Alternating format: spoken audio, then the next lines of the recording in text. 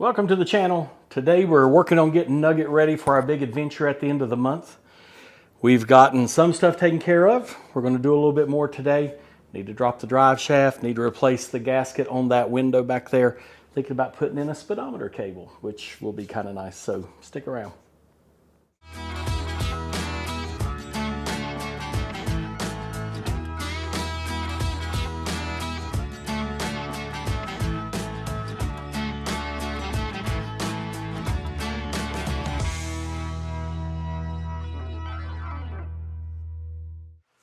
So for the last few days, I've been working on Nugget, trying to knock out a couple of little problems. One that I just kind of found out. I'd been parking Nugget outside in the rain, thinking I had pretty good seals on the doors and that it wouldn't be leaking. And I would check in occasionally, not really see any problems, which is, you know, a mistake. Scouts leak. One major issue I had that I didn't even know about was that I had a rain gutter back here on the back of Nugget that was leaking. A lot in this corner and that corner, and I hadn't really noticed that. So the rain had been going in to the back and under the rug. So when we left Alaska to cut down on noise, I had cut this big industrial rug that I had into floor mats for the front and a big one for the back. Well, they work great for sound dampening and keep the dust down. But what they do is they hold water when water gets under it because they're a rubber mat. So this, when I lifted it, was all rusted again. I have put down rust protectant and sealed the seams well and trying to protect this a little bit more. I've also replaced the rain gutter system. Hoping you can see the shiny black material in there. Yeah. And so that took a little time, wasn't too hard. What I did is I used a small wire brush and cleaned out the rain gutter really well, got all the loose material out, cleaned it really good with brake cleaner. And then used this 3M 2-part epoxy body seam sealer, which was recommended and it really worked well. This did the whole vehicle, okay? Used all of it.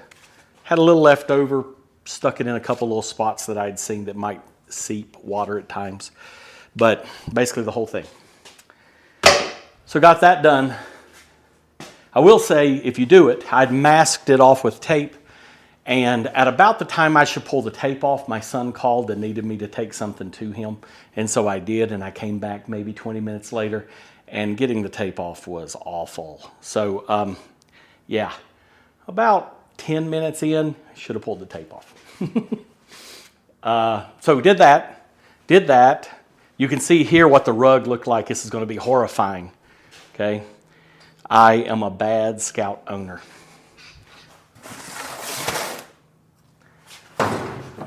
Yep. Rust. All under that mat, and I didn't know. The other thing I did is I have made myself a spare tire mount in the back. It is now bolted to the bulkhead. Pretty simple. My bulkhead had a hole in it right in the center near the top, and I just used a threaded rod with bolts and washers on this side to spread the load out through. Found myself a washer and a good wing nut, clamped it together. Nothing special. It is not original. They make an original one that's a little nicer, but this is cranked down really tight. It doesn't squeak. And if it doesn't loosen up while I drive, it should be good. And if it does, big deal. Pull the thing out, lay it down. But for now, that'll be good. A good upgrade to have that in there secure and not just a whole bunch of ratchet straps. So what else have I done? I'm looking at my list over here.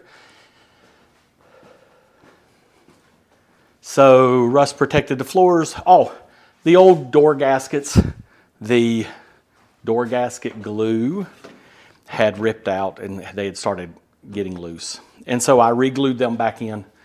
What happened was, because of the water that gets in around this, that had gotten wet, frozen to the bottom of the door, and at one point I'd opened the door and it just pulled the gasket off. So that's put back in now. I double checked that coolant leak that I used to have, and it's good. It is not. These are things here that I want to get done. So today, I'm still working on getting the Scout dry. So you can see I replaced this gasket a long time ago, but I had not replaced the other side. This one was the worst one. I had two little holes here where someone had put a piece of metal and bolted it to hold that in because the window was falling out. I welded those two holes up. Also found some holes up in the rain gutter that I welded before, especially right here. You can see, I don't know if you can see it or not, but there's one weld in there that I did.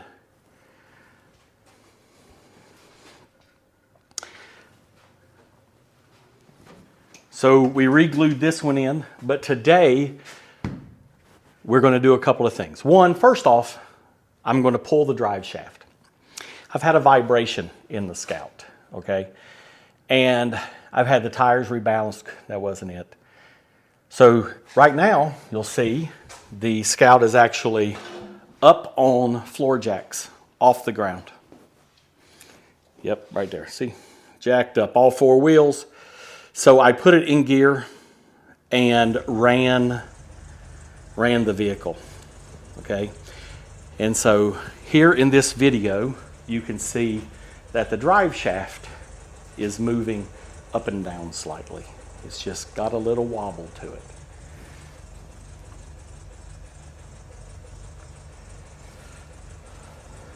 You can also see that there is a little leak in the rear pinion seal.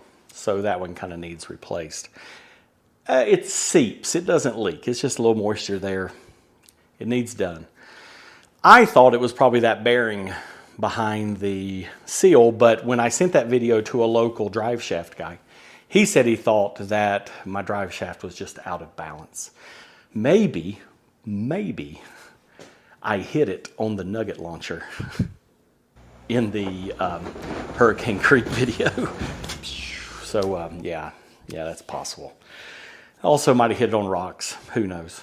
But we're gonna drop that off, take it up to him. He's gonna put it on his fancy machine, whatever, and give her a spin and see if he can figure out if it needs balanced.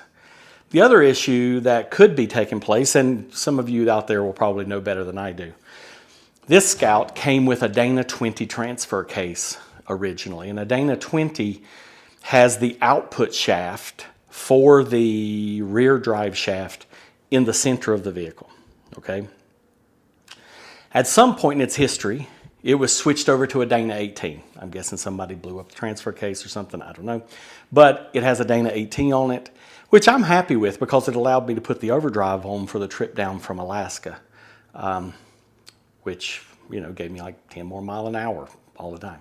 So the downside of that is the Dana 18 is an offset. The drive shaft connects not in the center, but off to the side.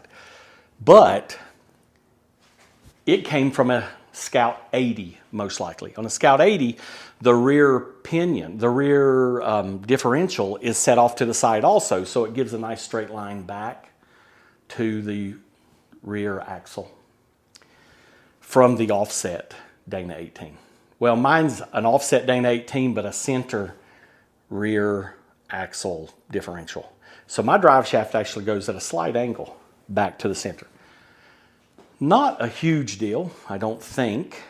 Could be. That might be the whole problem. But I never felt this vibration coming out of Alaska. We drove 45 days.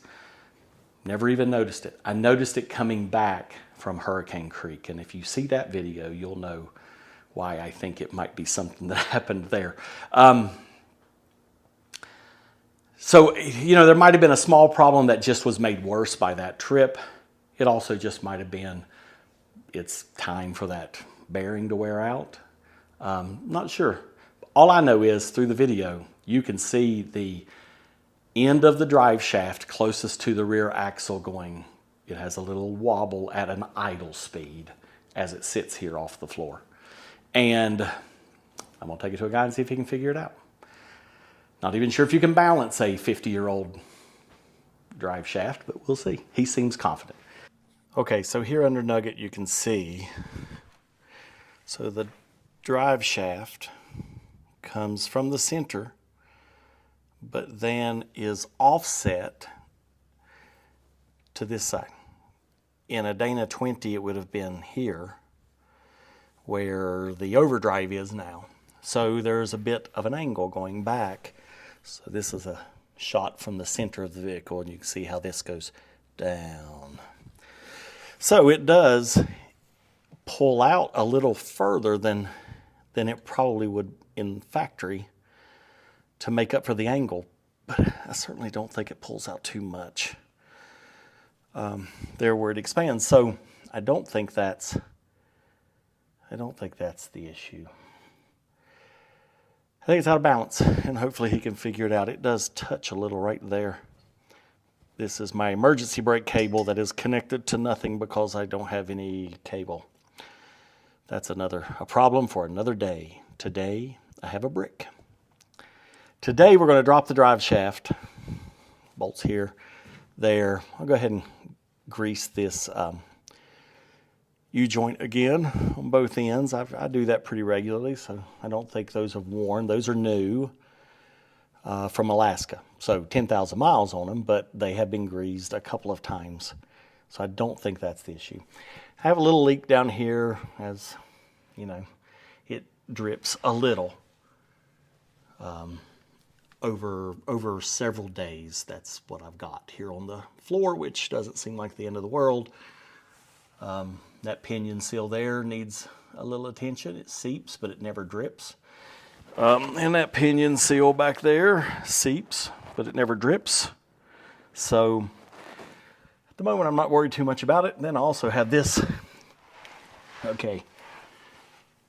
Those of you that have watched my channel from the beginning, do you remember this fix? This fix? It's still working. It's still there, totally in place, totally doing the job that I needed it to do when we were traveling down from Alaska. Yeah, still there. It's on the list. I need to fix that. What I need to do, one major issue, in the comments you correct me if I'm wrong, but I don't believe that the cross member should be cupped up. You know, it catches everything. I think when someone switched over to a Dana 18, for whatever reason, something to do with the mount of it and the transmission, they flipped this over. And I don't know why. But maybe I'm wrong. It just seems like a terrible design to have the cross member flipped up to catch pounds of gravel and rocks and dirt. But you'll have to tell me. Something there needs to be done. Okay, so today, dropping the drive shafts. Not drive shafts. We'll leave that one alone. But I'm going to drop this drive shaft. And we'll see about getting it balanced.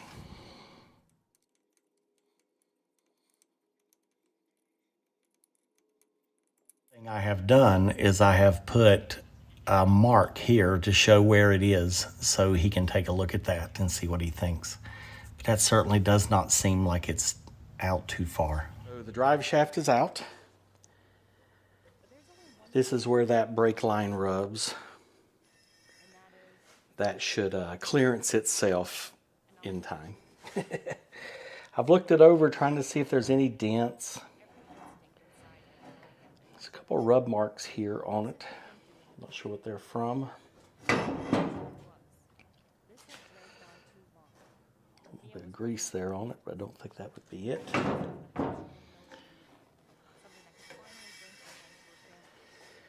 I don't feel any imperfections from a rock, so it probably wasn't the Nugget launcher, but we will see.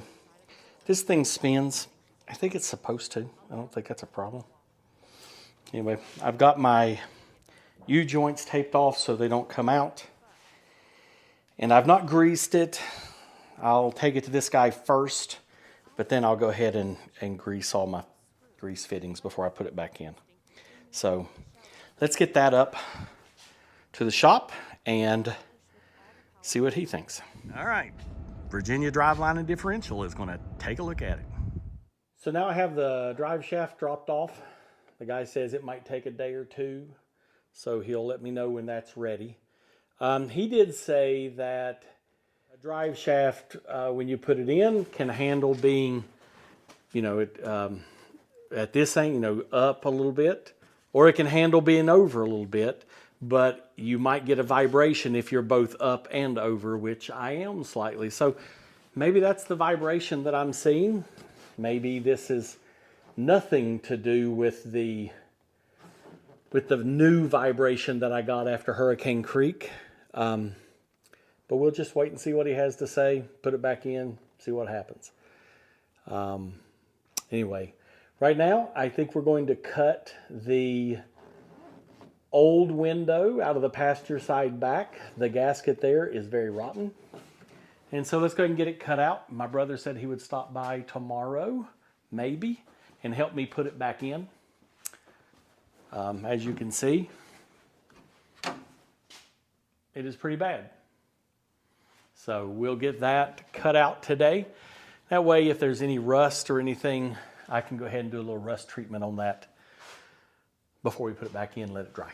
So let's get to that.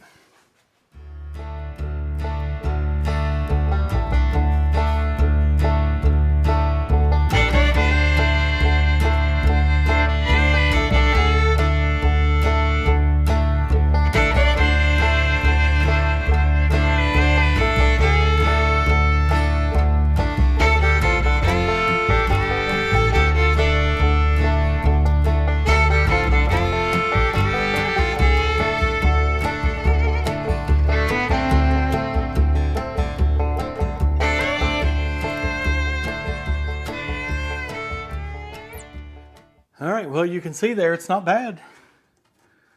A lot of Bethel dust in there from the Kuskokwim Delta in Alaska, but no rust to speak of. So we'll clean that up a little bit. I've got a little spray rust inhibitor we'll probably hit it with just in case there's some spots, but overall, very happy with that. Okay, so that cleaned up really well. There's really no rust showing at all, so I'm not going to spray anything on it, I've decided. It's in great condition. I've got the new gasket, but I need someone to help me put it in, and, well, my help's leaving. So we'll do that tomorrow. Okay, so what's next? Speedometer cable. So yeah, it'd be kind of nice to know exactly how slow I am going. So that should be pretty easy. All you do is take screws out of the dash, lean it forward, unscrew it, feed the new one down, and screw it in on the transfer case. Or is it the transmission? I think it's the transfer case. Anyway, you'll see it down there. Screw that thing in, and I'll have a speedometer. Yeah, let's do that.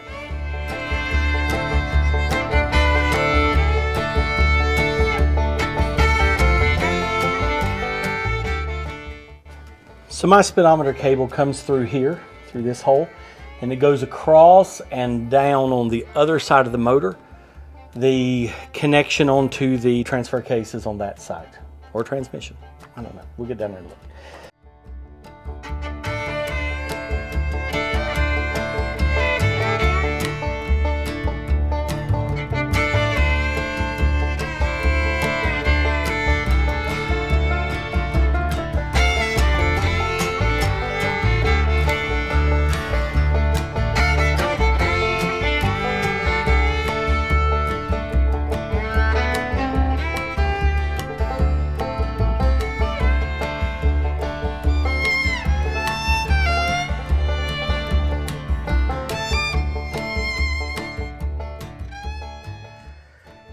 Got to feed the new one here over and down to there. That should work.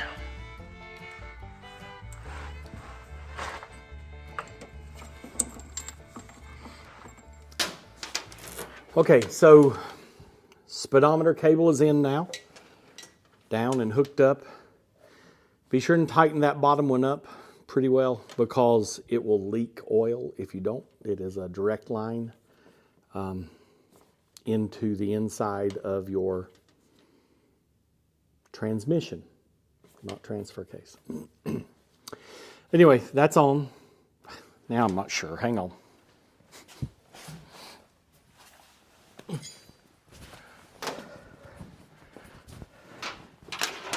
Transfer case.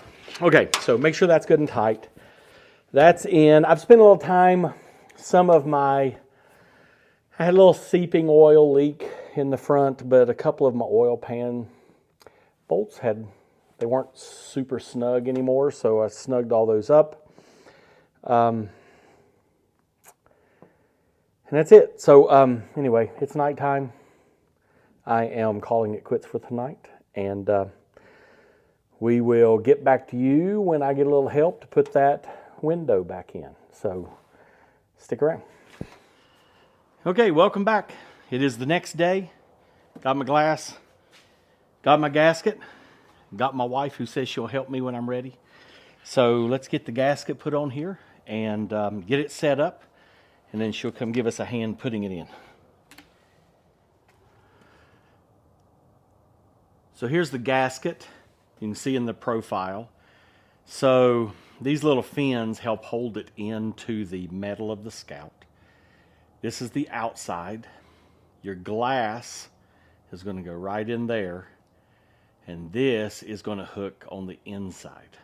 Okay? So it goes in like that. Anyway, you'll see. Let's get it put on. Now, the Scouts I have owned always have the gasket go around and meet at the top.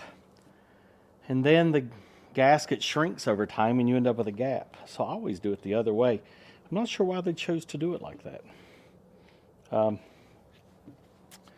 it certainly is not the way I would recommend. So I make mine meet at the bottom. Basically, it's just a rocking motion to get it put on.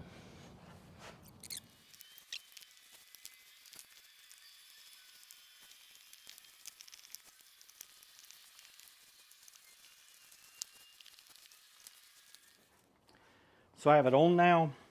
The company I bought this one from basically sells one gasket that'll do either side window or the back window. So you have to cut a little off. I've marked it here. I am not putting it on tight. I'm not squeezing it to get it, because the glass and the gasket fit in that hole in the Scout. I won't say super loose, but there's plenty of play in there. So because these shrink a little bit, I'm actually going to cut it maybe a 1/16 of an inch big and put it on. You can always cut it down a little bit more if necessary, but I don't think you'll have to. So I'm going to cut mine, like I said, about 1/16 of an inch. And that gives it a little room to shrink over time, and it still won't be an issue. Should have changed. One of those tools that kind of like are like pliers and pinch would be better, but this is certainly good enough for Nugget. All right, so you see there, it's going to be snug, which is the way I want it.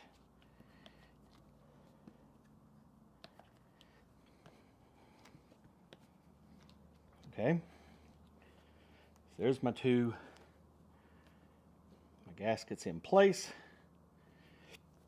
The cut's pretty good, they line up pretty good. Ready to go together. All right, so now what we do, we turn this over. And we need to get us a piece of twine, to go around it in that other gap. The key thing is to make sure you get a piece of twine that is not too little, not too big. Let's see what we can find. Okay, so I found 3 different twines. This is like what you would use in your garden maybe, or if you're staking off somewhere to put a foundation. But you can see it's kind of thin. You don't want to use twine that's too thin because it runs the risk of cutting through the gasket instead of pulling the gasket along. So too thin is a bad idea. I would never use that. And only because I've used it once and made a little cut in my gasket in a different vehicle at a different time. So I've learned my lesson. This would be perfect. You can see by how big it is. This would be perfect. Except that the piece I have is about that much too short. So now we can't use that. So what I have here is like a synthetic hay bale twine. So this is what we're going to use.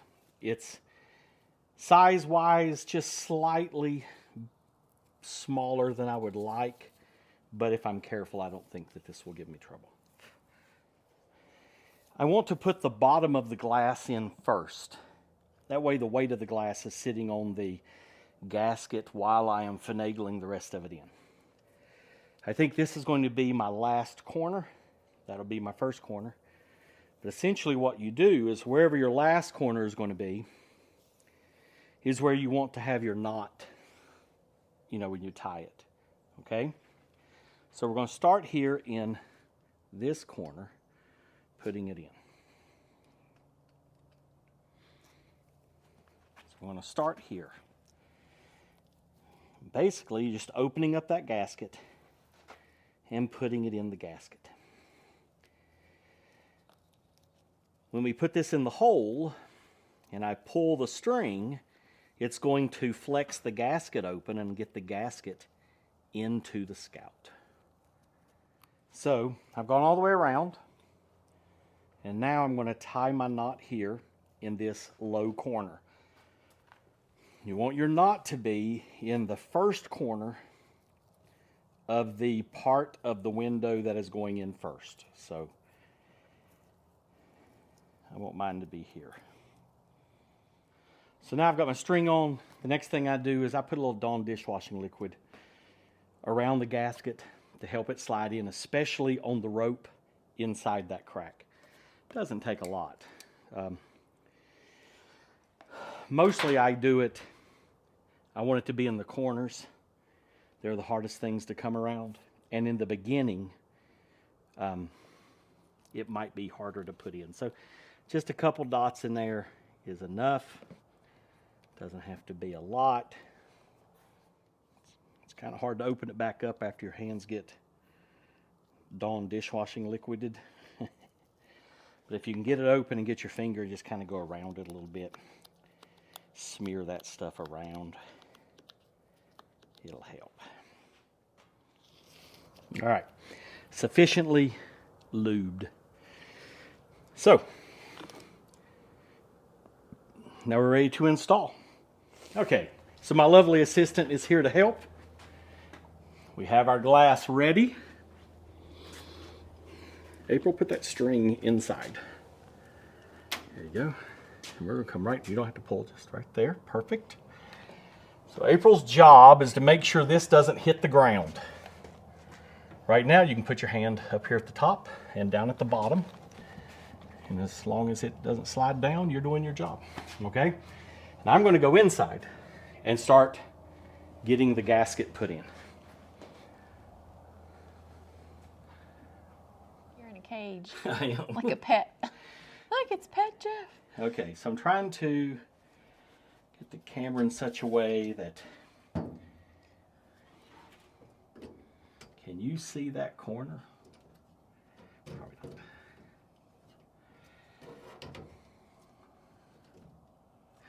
So here's the corner that we're going to start with. We're going to try to get that in here. So I'm going to, can you push down that direction with it? Okay, just a little, doesn't have to be tons of force. I'm going to pull out. And if you see right there, the string is starting to pull the rubber into the scout. Okay. I'll get my finger behind it, make sure it's in. Let's see.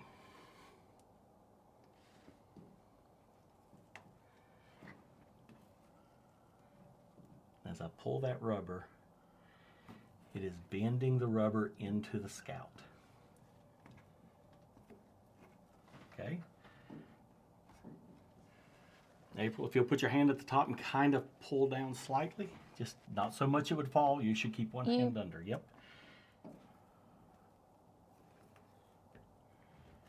And you can see now why a small string might not be a good idea, because I'm pulling this way with it to pull it in, and if you get too small of a string, it just cuts through the rubber. Okay, so those are in. So I slipped outside just to make sure it's going in. You can see here it's not bad, but it's still a little up, and that's just because this hasn't gone in yet.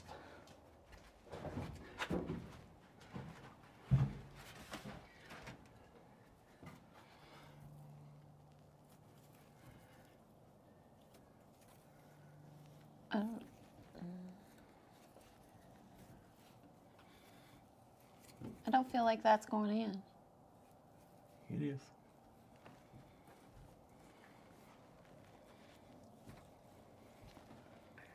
You just hold it, make sure it doesn't fall. I'm making headway, it's just slow.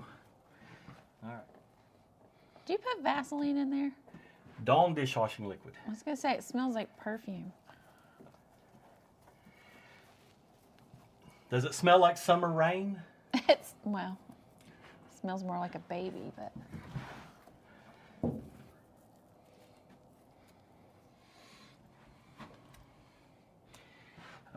Keeping one hand on the bottom, put one hand on the top and pull down a little. Okay? Yeah. I didn't see any movement. I don't know if you're pulling or... You just can't tell. Oh. I think I'm going to try to get up this side, and then we'll come back to that. This is how we did my wheelies. Yep. You should be a professional by now. I've done a few vehicles like this.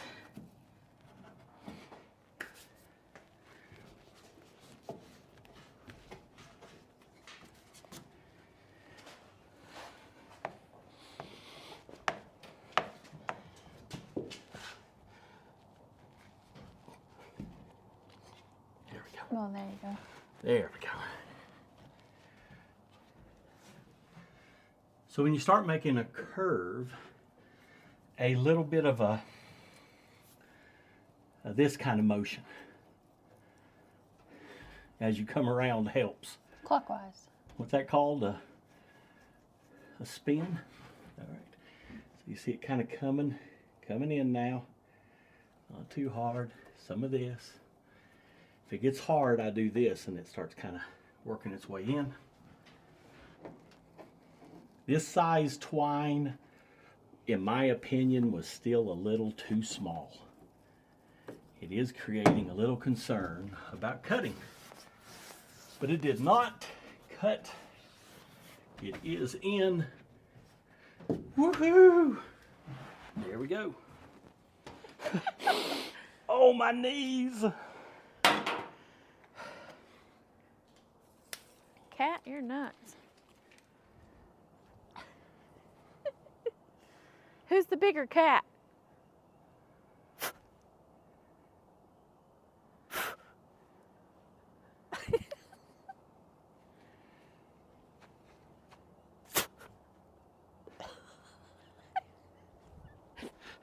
Get up here. It's no wonder that cat doesn't like us. Ta-da! Now the Dawn dishwashing liquid will seep out of there over the next 6 months and create bubbles going down the highway. Well, I think we'll probably bring an end to the video there. We've gotten a lot accomplished in this one. We got a new gasket for the backside window there. We got a new speedometer put in. We dropped the drive shaft, try to figure out that vibration. That's going to take another day or two to get back. So we'll find out if that works in the next video. The leaks in the back have been pretty much cleared up, I think. We got a new spare tire holder back there. Got the floor protected. Put new sealant in the rain gutters. So overall, we're making good progress here. Got the big trip coming at the end of the month, so be sure and stick around for that. Thank you very much for watching. It truly does mean a lot to us, and we'll see you out there on the road.